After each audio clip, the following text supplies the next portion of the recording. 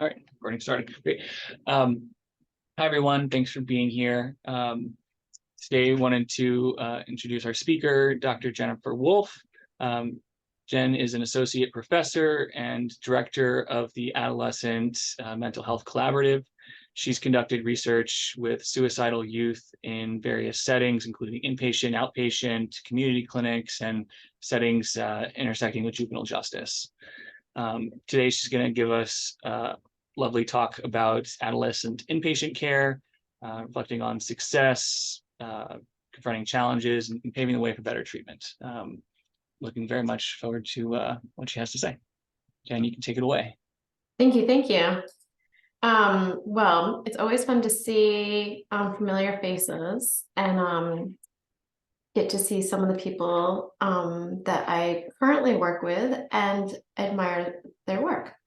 So what I thought I'd do, I was never supposed to be an inpatient person, and I was going to tell you a little bit about how I ended up doing some inpatient things, and then tell you a little bit about who these inpatient kids are and the current state of affairs and the many, many opportunities for enhancing services in the setting for our suicidal youth, and then tell you a little bit about some of the research that we have going on.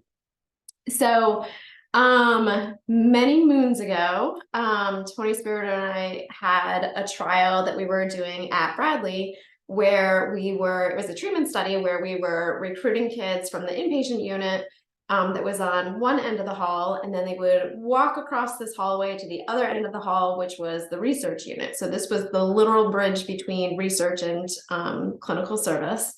And when kids would come in for this assessment, they would tell us about the drum therapy that they'd been doing, or how they had just done a Rorschach, or all kinds of things that they were doing. But drum therapy was a very popular one that they loved to talk about. But then they would start our treatment trial, and we were doing this very lovely treatment that provided about a year worth of treatment for them with the parents and the kids, one that was developed by Christy Esposito Smithers. And just over and over, hearing about the lack of treatment that they received while they were on the inpatient unit became sort of a something that we couldn't ignore. And so we talked with the director of the inpatient services, who said, "You are right, we need to be doing more with them, and so please do it." That wasn't really the approach that I was going for, but it did end up that then I became the lead psychologist on the unit for 8 years, and trying to implement some empirically supported treatment over there. So I continue to serve as a consultant to the unit and continue to collect quite a bit of data over there. But I will tell you a little bit about what these kids look like and how their presentations have actually been changing quite a bit over the past few years. Oops, why can't I change it? Okay. So if you are not familiar, Bradley Hospital, the adolescent inpatient unit, has 2 units for kids that are, it's supposed to be 12 to 18, but one of the things I'll talk about a few times is this downward trend in ages. And so there have been many times that we have ended up with 11-year-olds and sometimes even down to 8 in some desperate times. So there's 17 beds on each unit. So 34 beds total. It's a pretty large inpatient unit as far as units go across the country. And each year there's about 700 non-repeat admissions, although this has been fewer over the past few years because we've been having longer lengths of stay. In terms of demographics, we've had about 200 kids so far this year, so our admissions are a little bit down, largely because of the changes in length of stay that I'll tell you more about. And on average, kids are about 15 years old, and it's primarily female at birth individuals.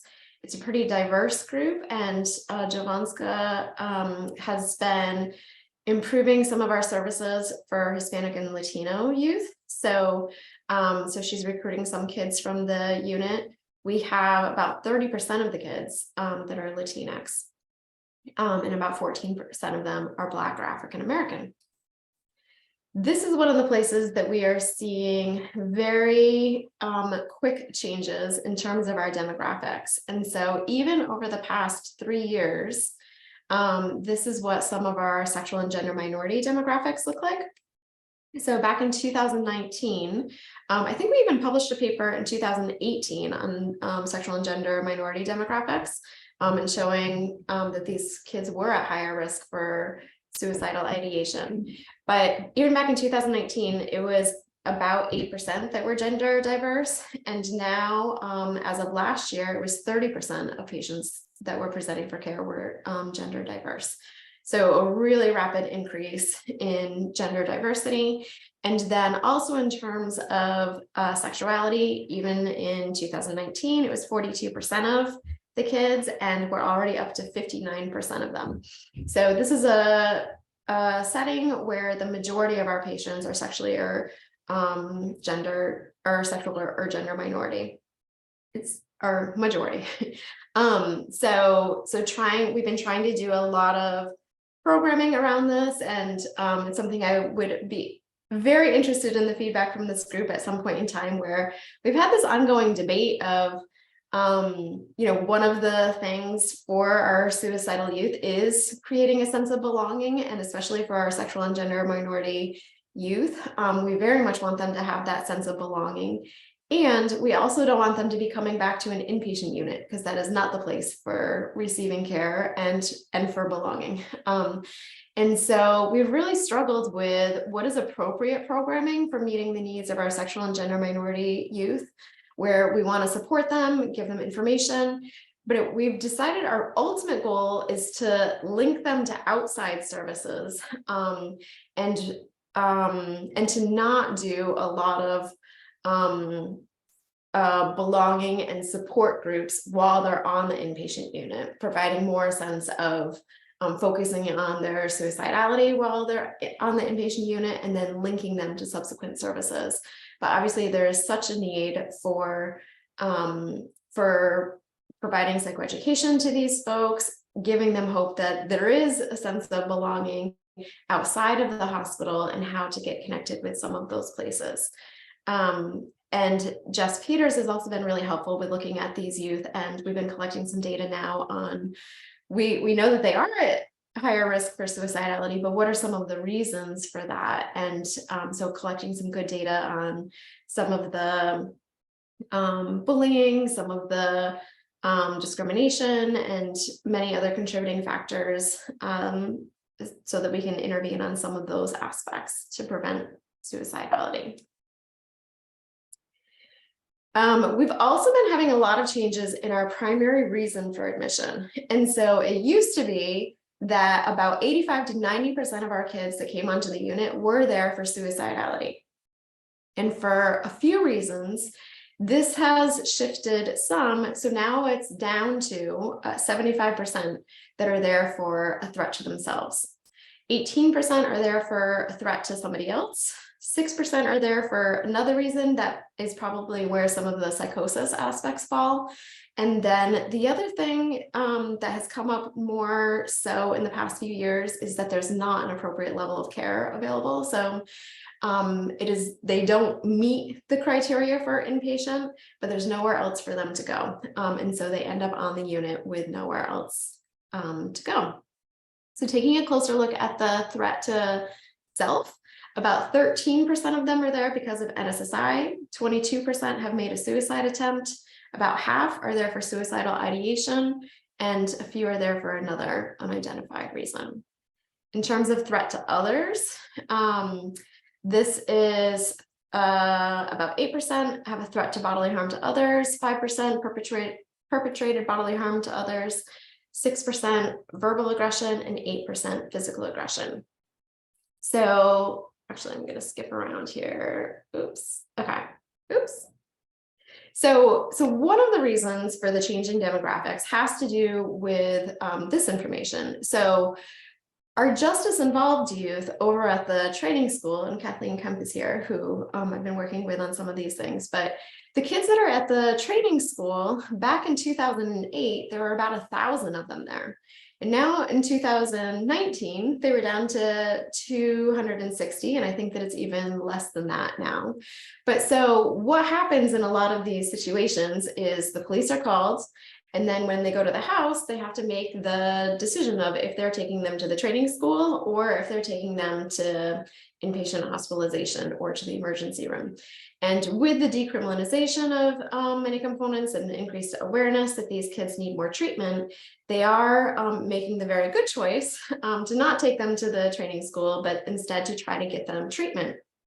But that means that the presenting problems on the inpatient unit have changed pretty drastically over the past few years, which has presented a lot of challenges in terms of our programming and also some of our safety care and trying to figure out how to meet the needs of a very different population than what we've seen historically.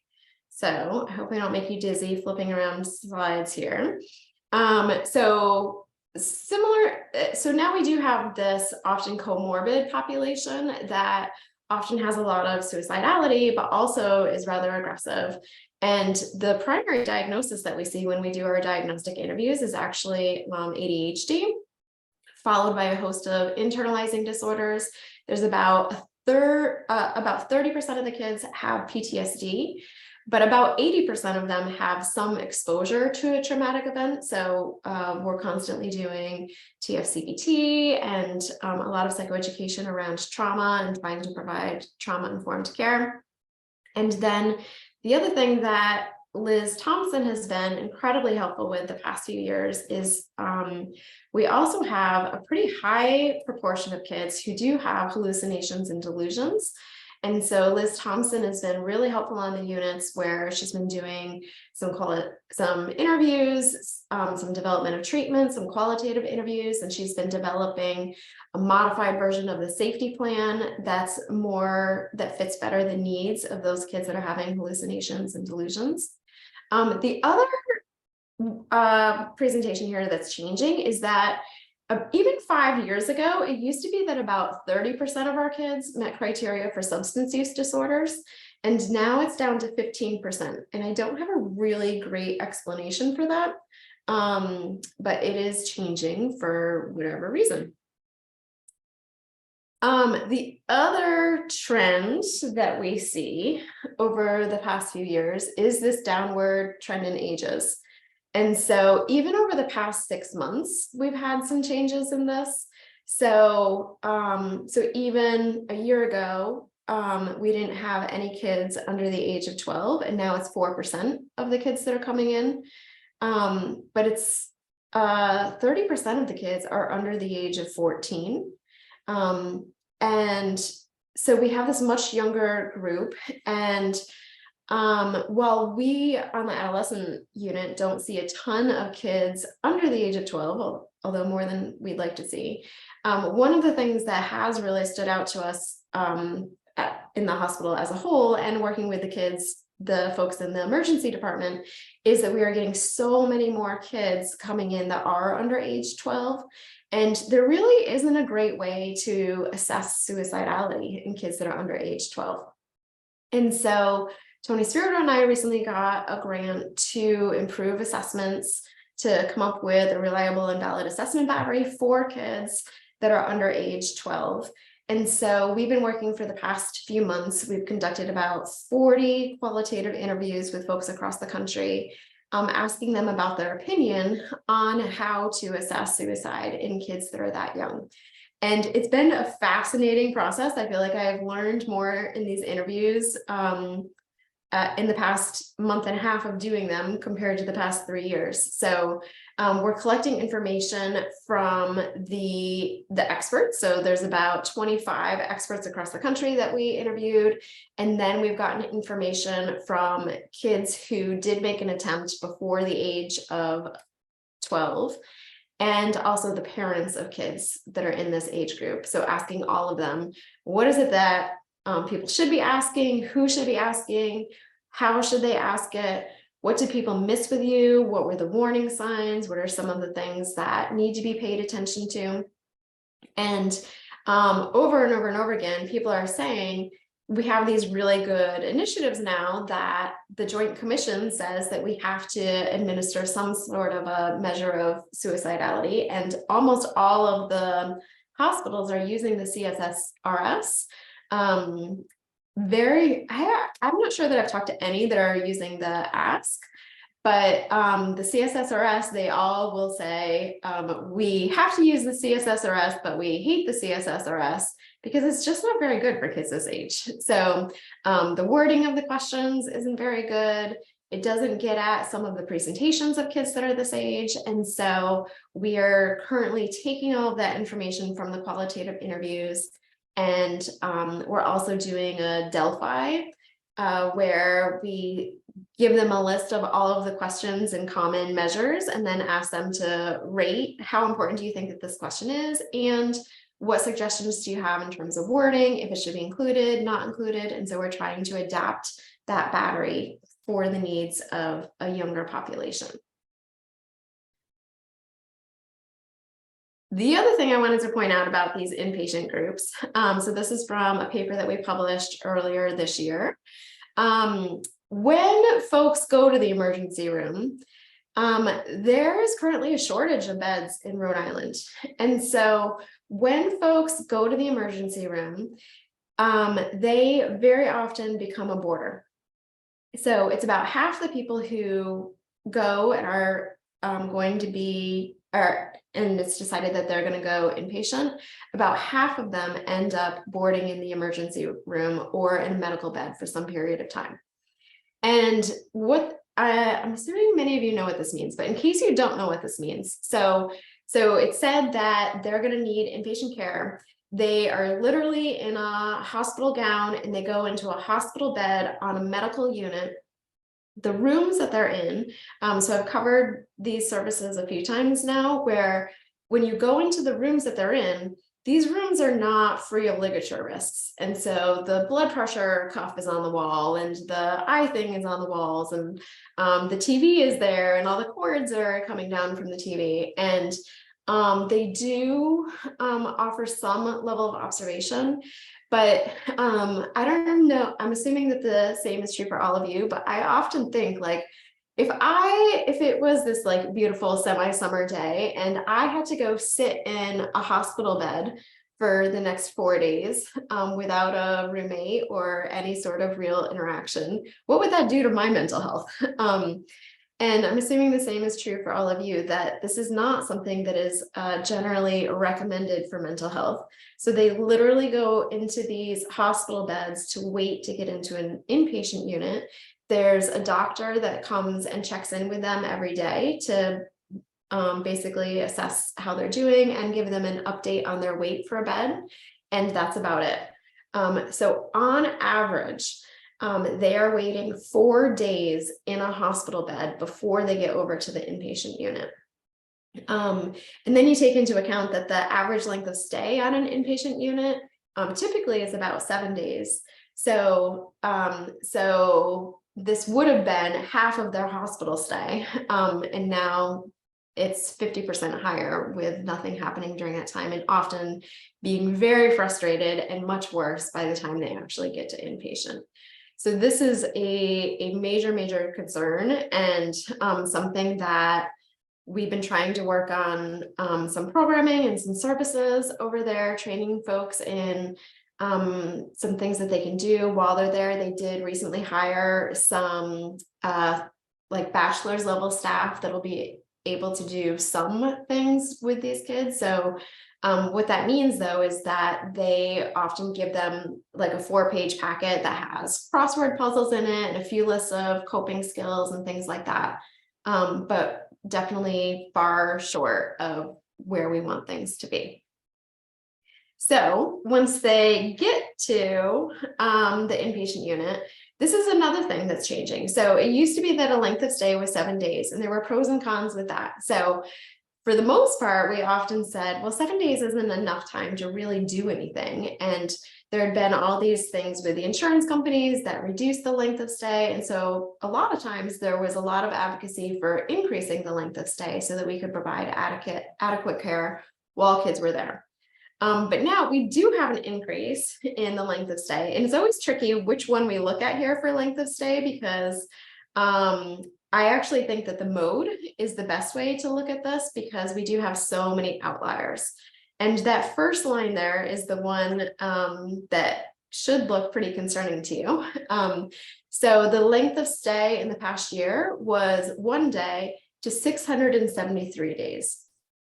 So because of reductions in services, some restrictions related to COVID, some places closing, and lack of placements in general, we have a lot of kids that have nowhere to go. So Alicia Thompson and I published some papers about this about 2 years ago, talking about the kids that are stuck in these settings and the lack of available services for them. So some of these kids are getting stuck on these units with everybody recognizing that this is not the appropriate place for them to be. They're getting stuck there for up to 2 years. If we look at the #1 predictor of length of stay, it's actually having some sort of a conduct disorder or something like that. And so this is also where when we have kids that are not going to the training school anymore, and then they're ending up on the inpatient unit, it is really, really hard to place them out of that setting. And this is not an appropriate place for them to be. Sometimes we've said that in some ways they have more freedom when they're at the training school, because they can go outside and there aren't as many restrictions related to ligature risk and things like that. And I absolutely do not want those kids to be at the training school. I want them to be in treatment. But this is a very restrictive environment where it's not a place to live your life. It's not a residential place. You're not getting school services. You're not seeing other peers that do not have mental health problems. And there are a lot of reasons that this is not the place for them to be. And we definitely need a lot of initiatives to improve the availability of placements for these kids. So the current state of inpatient care, so there's these long waits to get into the hospital. There's problematic lengths of stay with a lot of kids ending up stuck there for longer than we would like to see. We also have a 35% readmission rate, and there's really high rates of restraints and seclusions. So according to Blue Cross Blue Shield, Bradley's rates of restraints and seclusions are actually 30 times the national average. And I don't know exactly why that is. It's suspected that there's a little bit of measurement error with that. But even if that accounts for some of it, the other proposal I've heard is that we are only 10 times higher than the national average. So whatever it is, it's a problem. And the number overall is a problem. In addition to that, we did do some analyses that we just had published a few months ago, where we actually did show that there are racial disparities in this. And so our Black kids are restrained at significantly higher rates than our white kids. There were not differences for kids that were Latinx, but obviously some biases there that we are working on educating staff and redoing a lot of our restraint and seclusion policies overall. And you think about some of the iatrogenic components of inpatient hospitalization, and a restraint and seclusion is traumatic for a lot of these folks. And it does lead a lot of times to increases in suicidality. On the unit, kids will end up making more suicidal statements after a restraint or seclusion. And in long term, this can be another traumatic event. And also a reason that folks don't want to come back to inpatient. And so sometimes won't tell people that they are suicidal, won't tell people about things that are going on. And so obviously we want to reduce a lot of the iatrogenic aspects of hospitalization as much as possible. The other thing that I think is problematic with inpatient care at this point is that we really don't have a clear definition of how to evaluate outcomes. So if we think about the purpose of hospitalization, the primary thing is to keep people safe and alive. And so we do pretty well on that. So So it is, while teens are there, they are not killing themselves while they're on an inpatient unit. But we don't really look at other aspects of the outcomes here. So most studies look at the length of stay. And I could say that you could look at length of stay both positively and negatively. A higher number could be a good thing or a bad thing. The rate of rehospitalization is the other thing that people look at. And that's another one where I think that sometimes it's hard to know if that's a good thing or a bad thing. So ultimately, we want people to just to be better and not need hospitalization again. But I also think that with these rates of rehospitalization, sometimes kids do have a negative experience and then they are not as likely to seek out the care that they need later on. And so we have to, again, address the iatrogenic aspects and make sure that this is a place that people are actually receiving positive care. But the other part of rehospitalization is that we tell kids, if you are having suicidal thoughts, then do seek out care and do come back to the hospital. So I think there's sort of that double-edged sword of which way you want to interpret some of the rehospitalization rates. And one recent study did show that of those who came to an emergency room, of those who went home versus were hospitalized, those kids that came to inpatient did have higher rates of self-efficacy after they left. And so they reported that they were more equipped to deal with subsequent suicidal thoughts.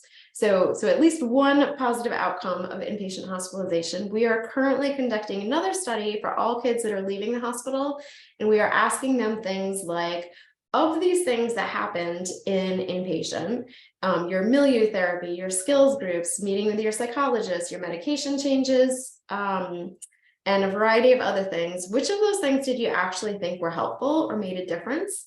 And then we ask them things like, so you got a safety plan, you got these other skills, how much did you use these things, or how helpful have they been for you after you left the hospital? And then to me, one of the most important questions that I have not seen anywhere, and I really am dying to know the answer to, is once compared to when you went into the hospital, would you say that you're the same, better, or worse? And I do suspect that there are too many kids that do not have a benefit of hospitalization, and in part because we really need to improve the treatment that's delivered, because the last point here is that there are not a lot of empirically supported treatments. So to address this, one of the things that we did a few years ago was we came up with the COPES program. So this was, I had said that we were working on that protocol. So Tony Spirito and Christy Esposito and I were working on this 27 module treatment. And one of the things that we found was sometimes with 27 modules, sometimes the kids were sort of a jack of all trades, master of none. And so we had started to pare down some things into some core modules, making sure that kids really understood those core modules before we added on additional skills. And we wanted to be able to deliver some of those core things on the inpatient unit. So we adapted some of the things that were in the triads and invest manuals for inpatient use. And there were a lot of questions that came up with this because there wasn't a lot of staff to deliver the intervention. And so the question really became, you know, the MDs have too much on their plates and they have other duties. The social workers are not able to even do all of the case management and finding placements that they need to do. There's only one psychologist on the unit. And so who is it that can deliver an intervention to these kids and do it in a way that's feasible? So after a lot of discussion with nursing and other hospital leadership, we decided that we wanted to come up with something that the milieu staff would actually be able to deliver. So they're there 24/7, they're working with the kids 24/7. And the milieu staff are actually saying that they want tools to be able to use with the kids, that they want to be able to give them skills and enhance their ability to deal with situations so that the milieu staff are better equipped with what to do in a situation and the kids have tools that they can use for various things. So we broke it down to 4 modules, and all of these use a motivational interviewing approach. So we start with a coping plan that has to do with affect regulation and identifying some of the emotions and how to manage them. We do problem solving. Enhancing life is actually where we do a lot of psychoeducation around physical health, taking your medication. And we also do our behavioral activation. So setting up reasons to live, things that make your life worth living and things that they can do. And then we do the safety plan. So we did this about 8 years ago. And so far, COPES has been used with 4,000 adolescents in the inpatient setting. And we did a chart review a while ago looking at those who did and didn't receive COPES. And so the chart review was with, so we did this earlier. So there were 463 charts that we looked at. And based on that, we found that that it was feasible to implement. And so 98% of the kids on the unit were able to do at least one of these modules. And there was no difference in feasibility based on the number of diagnoses or the type of diagnoses, with one exception. So with our original version of COPES, the kids that had conduct disorder did not like the healthy lifestyle module. And so we made a lot of revisions to that and changed some of our acronyms and our approach to it. So that one was modified for those conduct disorder kiddos. And now it's been feasible with them as well. And the results did show significant reductions in rehospitalization for those who received the intervention. So, so the number of modules completed was not related to, oops, sorry, said it wrong. So the greater the number of modules completed predicted a longer time to subsequent intensive service contact. And we also just looked at some of our sustainability. So over the past 6 months, we looked at right now how many kids are still getting these modules. And we had done a lot of things to work on our sustainability. So we now have these milieu staff turnover all of the time. And so we have about, I think it's about 80% turnover in the milieu staff. And so we had to come up with some ways to keep folks trained in this. And so we developed a train the trainer approach, and we got training videos that we uploaded into Net Learning, the hospital's training system. So when folks came on, they could watch these videos and get trained, at least watch the videos, and then the trainer would be able to watch them implement it on the unit. So we were able to sustain the training, and then we also came up with a tracking system within Epic. So when the face page comes up for each of the kids, there's a checkbox for which module they received. And so, so that checklist and being able to communicate it between all of the multidisciplinary staff was also a really key element. But doing all of those things, it is still 98% of the kids that are receiving at least one of the modules. And more, I think it's more than half receive all of the modules before they leave. So I will spare you some of the dramatic tales of how the process we went through to try to get some of this funded. There was a lot of jump how high, no higher.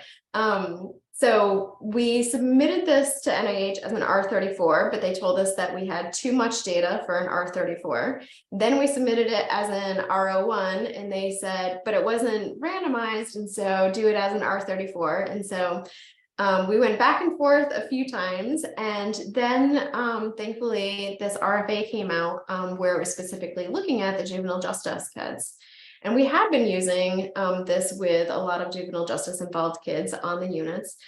And I had been doing some things in the community at Gateway and places like that. And we decided that it would be good to adapt this to the juvenile justice population. So Kathleen Kemp and I worked together on this, and then we now have an MPI R01 that we just started last year. And we had to make some modifications. One of the things that we always wanted in the COPES program was a parenting session. And we weren't able to do that because milieu staff do not have access to parents. But when we did this for the community, we added on a parenting session.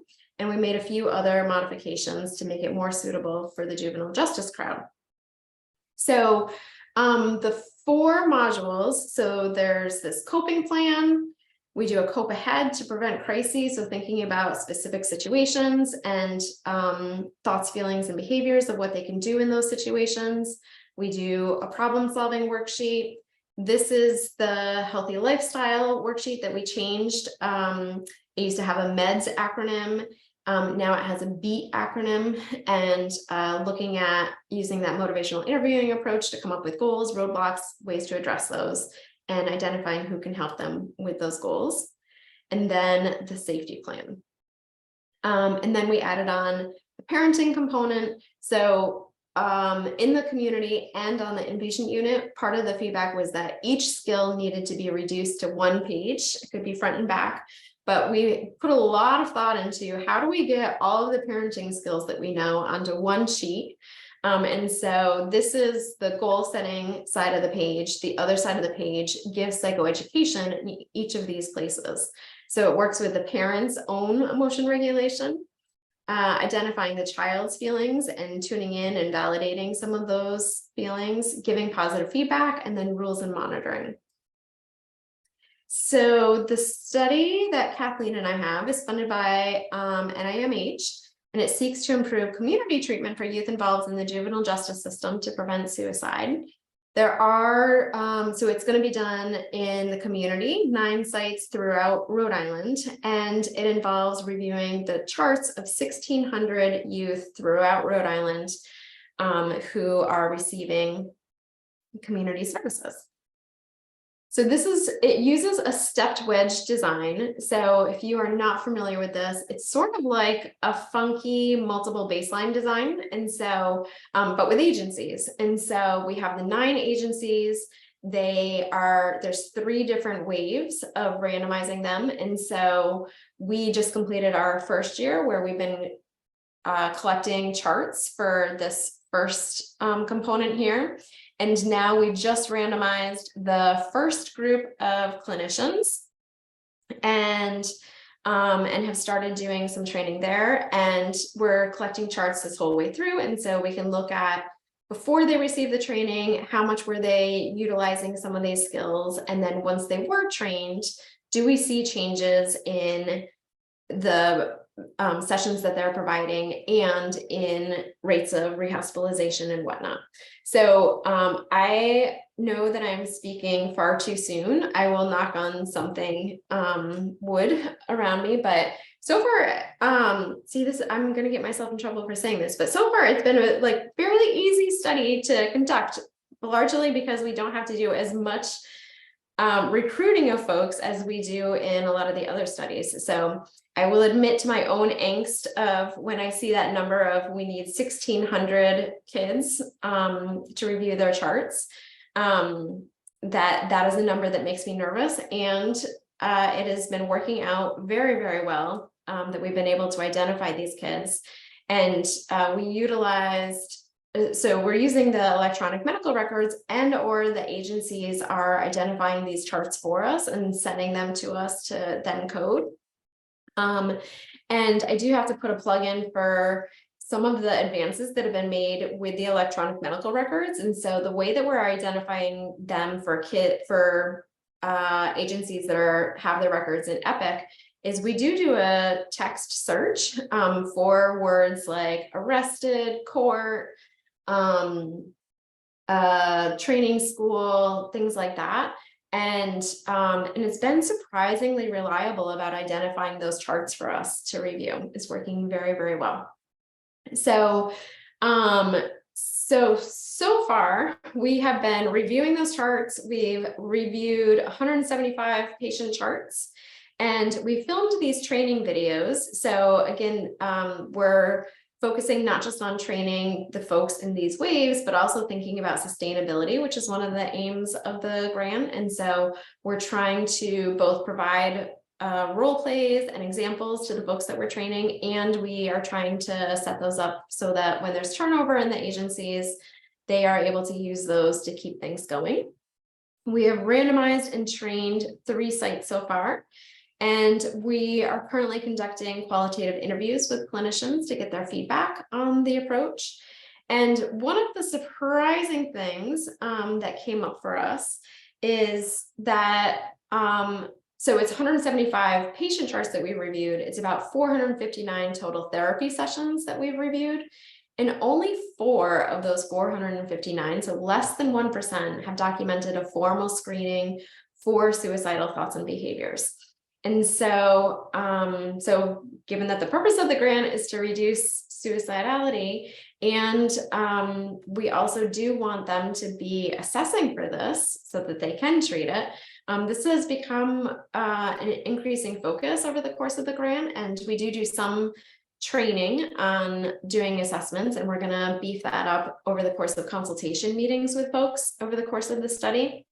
But we did submit for a supplement that we hope to hear about soon, so that we can also look at what are the barriers to doing this screening. And it has been interesting, especially I think the partial programs have been the most vocal about they do have this belief that asking about suicide all the time does make them worse. So despite our rebuttals and trying to provide psychoeducation, there are still a host of folks in the community and in other settings that are worried about assessing suicidality in their settings.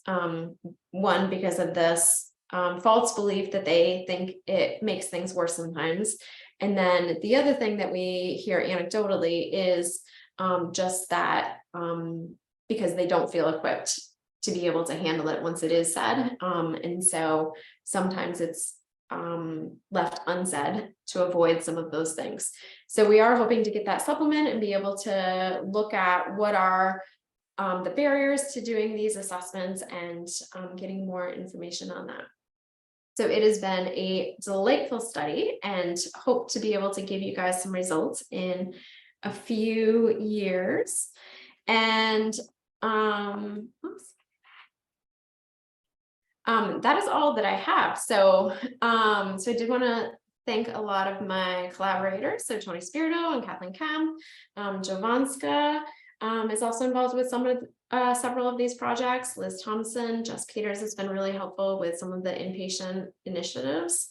Anastasia Kudanova, Sarah Thomas, Katie Affleck, Jeff Hunt, Jackie Nisi, Michaela Marin, and Ella Dyer. So thank you, everybody. Thank you, Jen. All right. Let me see how I can unpin.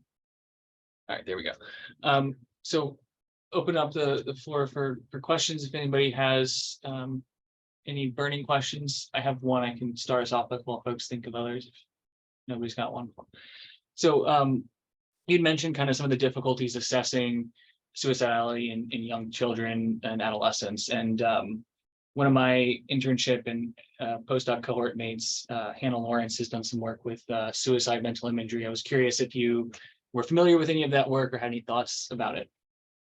Yeah, and Hannah Lawrence is fabulous and has been working with us on a few things. So we did add on the inpatient unit, we have been asking folks about this difference in through suicidal thoughts and imagery. And we did publish a paper about that a little while ago. And that has come up a lot with this new study where we're trying to look at kids under the age of 12. So I actually just called Hannah Lawrence recently and told her that we need a consultant to help us with looking at this question in kids under the age of 12. And so the questionnaire that she has for identifying if kids are, I think about suicide more in terms of thoughts and an inner, like a dialogue aspect versus imagery, it includes these pictures on it. And so Hannah Lawrence and I have been going back and forth about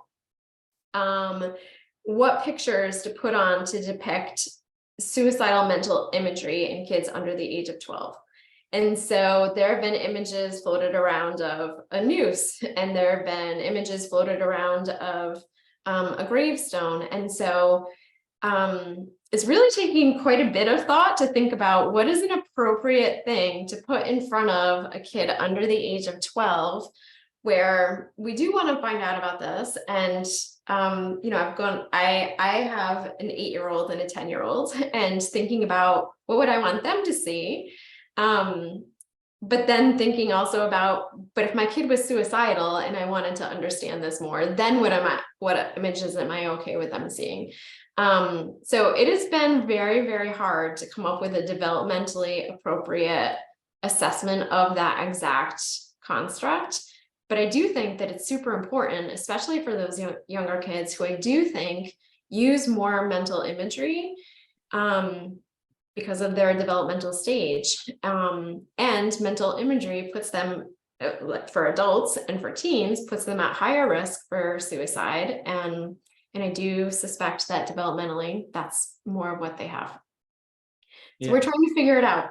Thank you for the question. Yeah, it's a fascinating like question to explore. Like, how to even calibrate it without, you have to use language to talk to them about the images and their reactions to them, to choose them, and like even that involves language. And so it's, what an interesting thing to disentangle. Yes. Yeah, Hannah Lawrence does very good work, and I'm so happy that she is helping us to figure out how to do this in these kiddos. The measure that we did on the inpatient unit, she had adapted for adolescents from that adult measure, which worked very, very well. So I'm sure that the final product will be a very good one, but it is taking a lot of back and forth to figure it out. Great. Anybody else have questions? Feel free to just sort of jump in with them. It was a question and a thought, I guess. I was struck, Jen, when you were talking about the sexual and gender minority youth, and like the two parts that I took away, we were talking about how to like foster a sense of belonging, which feels like it's very important for that group of youth, and also how to support youth so that they're not in and out of the hospital as much. And I was wondering if your team had considered, and I'm not as familiar with this literature in youth, so I don't know how recommended it is or not, but I was like, maybe this is like a really great place for peer support programs. And if you had considered that, or how that looks in adolescence. I think that's a great thought. So, I feel like this is one of those questions where you do the best with what you know at the time. And I do hope that this is one of those questions that in, 2, 5, 10 years, I'm not like, oh my gosh, like that's the way we were doing it. We are trying to do the best we can right now. I think the peer component would be fantastic, and like Cheryl King's work and some of the programs that she has for peers. That question about how much of it do you do inpatient versus how much do you let them know about it while they're inpatient and set them up with it so that they are connected once they leave. And I do feel like we feel stuck a lot of times because we do have all these things to offer, but we want them to like get out of the hospital and not come back to the hospital. I'm not sure we hit the right balance sometimes. So Javanska now has some good programs that we can link them to. Youth Pride obviously has some good programs, but it would be good to do more with the peer aspects. That's a very good thought.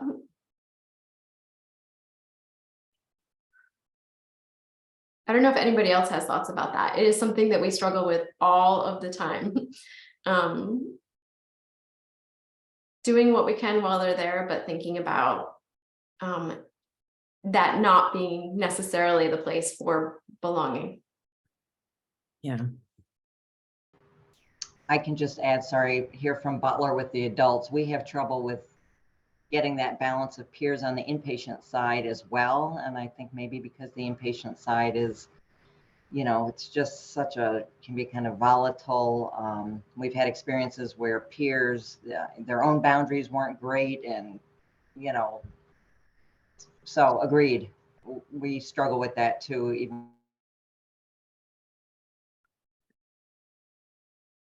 Butler Zoom special where it just drops you out mid-sentence. So, Good to know we're not alone, Diane, if you can still hear me. yeah. Yeah, so I think sort of similarly, yeah, I'm curious kind of how you see, or do you see some of what your work has, been able to develop in the adolescent inpatient space to translate that to sort of the adults?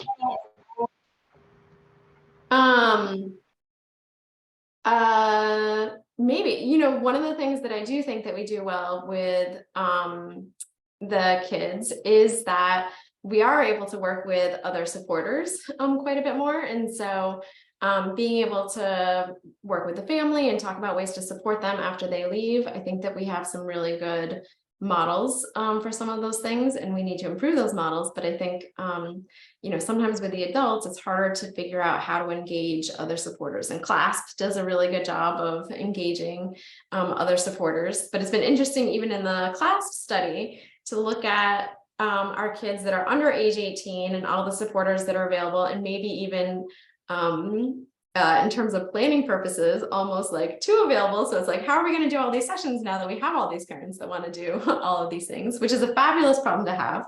But it is very different than those adults where the supporters are not as involved. So trying to figure out the pros and cons, well, definitely the pros of having lots of supporters, but it does take a lot of resources to manage all of those supporters. Thanks. Diane, you cut out, and so I tried to finish your question for you, but by all means, ask it if I didn't quite get it. Thank you. No, I got disconnected, so I don't know, maybe it was a sign, but no, I just wanted to, that's all. I was just agreeing that the peer support piece on the inpatient is tricky. Yeah, very much so. And I think one of the places that DBT handles some of those aspects of interpersonal effectiveness and how to handle some of the relationships very, very well. And one of the things that we have been trying for many, many moons is to get more DBT training on the units. And so our psychologists obviously have that, and our milieu staff are hungry for it. People get the rudimentary skills and can tell you all of the acronyms. But I do think that a lot of times they need some of that overarching theory and understanding the behavioral aspects and some of the things that are problematically reinforcing and how to deal with those things. That it comes up with all kinds of behaviors, but also how to manage some of the peer components that are problematic. We just need more training and more understanding for all of our staff to be on the same page with those things.